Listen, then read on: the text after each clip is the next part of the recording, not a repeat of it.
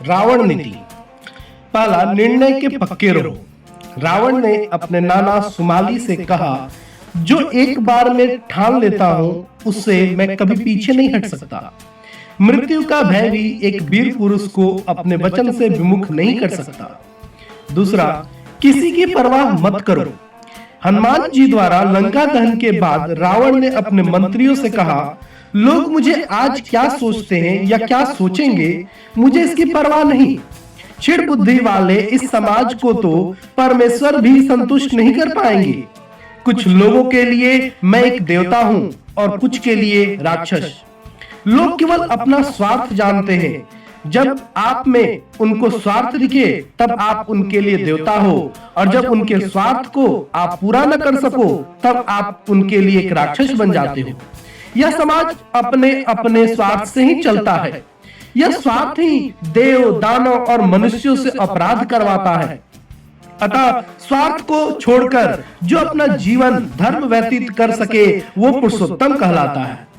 तीसरा, अतिरिक्त में जियो। हे मंदोदरी, मैं जानता हूं कि आज मेरा पराजय निश्चित है। पितामह ब्रह्मा जी द्वारा दिया गया वरदान आज मेरे ऊपर एक सांप बनकर मंडरा रहा है। किसी भी व्यक्ति को ख्याति पाने के लिए या तो देवतुल बनना पड़ता है अथवा दानव समान। यदि अच्छा बनना हो तो इतना अच्छा बनो कि इंद्र भी अपना सिंहासन तुम्हें दे दे, और बुरा बनना हो तो इतना बुरा बनो कि स्वयं नारायण तुम्हारे पापों से मुक्त करने हेतु अवतरित हो।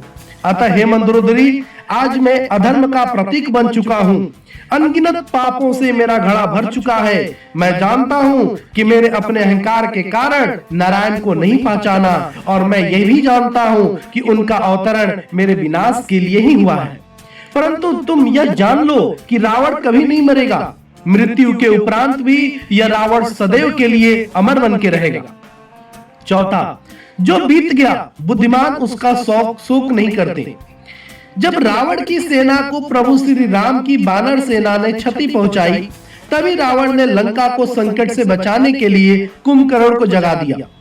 परंतु कुंभकर्ण ने अपने भ्राता रावण के अधार्मिक कार्यकलापों को सुनकर उन्हें समस्त लंका के विनाश का उत्तरदायी ठहराया एवं उन्हें आने वाली पराजय की चेतावनी दी।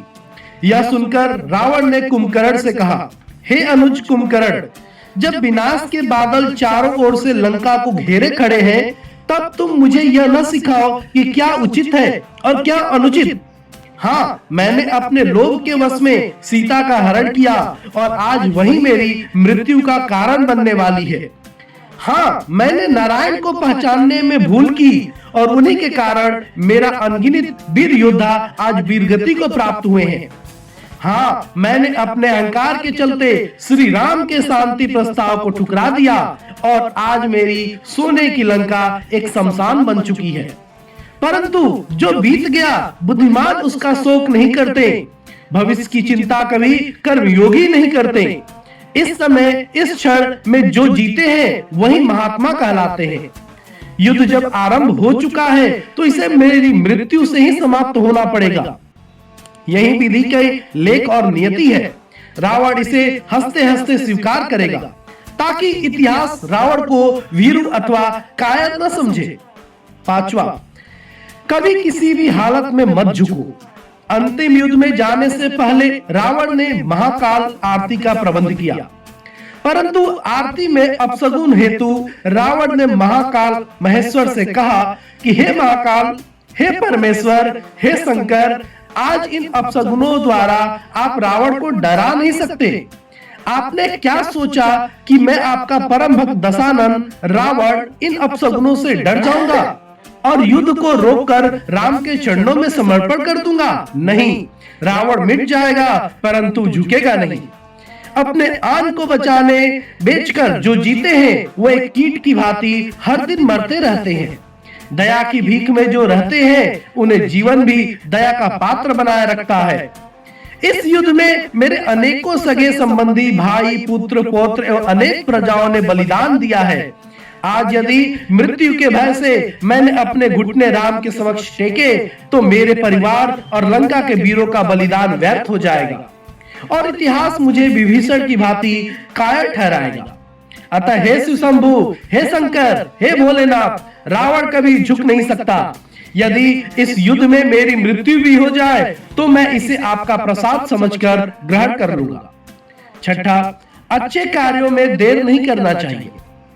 अंत समय में रावण ने लक्ष्मण को 3 सीख दी थी। अच्छे कार्य में कभी विलंब नहीं करना चाहिए। अशुभ कार्य को मोहवश करना ही पड़े तो उसे जितना हो सके उतना टालने का प्रयास करना चाहिए। 7वां, किसी को तुच्छ न समझे। शक्ति और पराक्रम के मद में इतना अंधा नहीं हो जाना चाहिए कि हर शत्रु तुच्छ और निम्न लगने लगे।